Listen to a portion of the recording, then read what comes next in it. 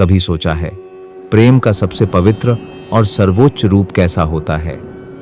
भक्ति, समर्पण और निष्काम प्रेम का ऐसा उदाहरण जिसे स्वयं भगवान भी पूछते हों। यह कथा है उसी दिव्य प्रेम की, जब राधा रानी का जन्म हुआ और ब्रजभूमि में प्रेम और भक्ति का उत्सव आरंभ हुआ। स्वागत है आपका इस पावन अवसर राधा अष्टमी की कथा में। भाद्रपद मास के शुक्ल पक्ष की अष्टमी को राधा अष्टमी मनाई जाती है। यह दिन केवल एक पर्व नहीं, यह प्रेम और भक्ति का उत्सव है। कहा गया है, राधा कृष्ण प्रणय विकृतिर्लाधिनी शक्ति रसम। राधा बिना कृष्ण अधूरे हैं और कृष्ण बिना राधा। इस दिन बरसाना में भव्य उत्सव होता है, क्योंकि यही राधा रानी की जन्मभूमि है।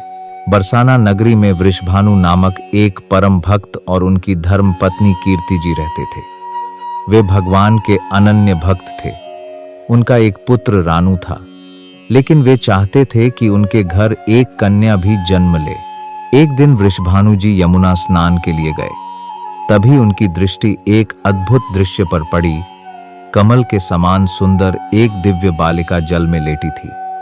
उस बालिका के शरीर से अद्भुत आभा निकल रही थी, मानो स्वयं लक्ष्मी धरती पर उतर आई हो। वृषभानु जी ने उस बालिका को बड़े प्रेम से उठाया और अपनी पत्नी कीर्ति जी को सौंप दिया। दोनों के हर्ष का ठिकाना नहीं रहा, लेकिन जब उन्होंने देखा कि बालिका की आंखें बंद हैं, तो उनके मन में चिंता हुई। कीर्ति जी ने संकल्प लिया कि जब तक बालिका की आंखें नहीं खुलेंगी, वे उसका भव्य उत्सव नहीं मनाएंगी। दिन बीते गए, कन्या बड़ी हुई, किंतु उसके नेत्र अब भी बंद थे। तभी नंद बाबा अपने बालक श्री कृष्ण के साथ वृषभानु जी के घर आए। जैसे ही बालक कृष्ण उस कन्या के समीप आए, एक अद्भुत घटना घटी। राधा ने अपने नेत्र खोले और पहली बार कृष्ण को देखा। उस क्षण मानो प्रेम का महासागर उमड़ पड़ा। राधा का जन्म इसी क्षण पूर्ण हुआ। राधा केवल श्री कृष्ण की प्रिय नहीं, बल्कि उनकी हादिनी शक्ति हैं। शास्त्रों में कहा गया है कि राधा बिना कृष्ण अधूरे हैं। इसलिए हर भक्ति में हम कहते हैं, राधे कृष्ण, राधे श्याम। राधा का नाम लेने से ही मन में भक्ति का संचार होता है।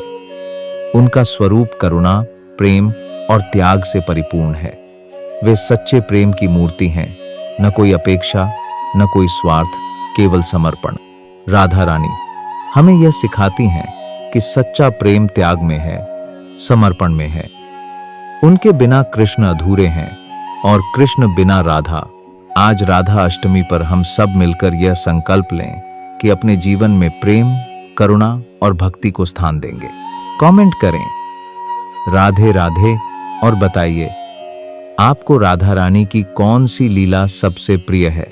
अगर यह कथा आपको अच्छी लगी तो इसे शेयर करें, ताकि राधा रानी की महिमा हर घर तक पहुंचे। राधे राधे, जय श्री कृष्ण।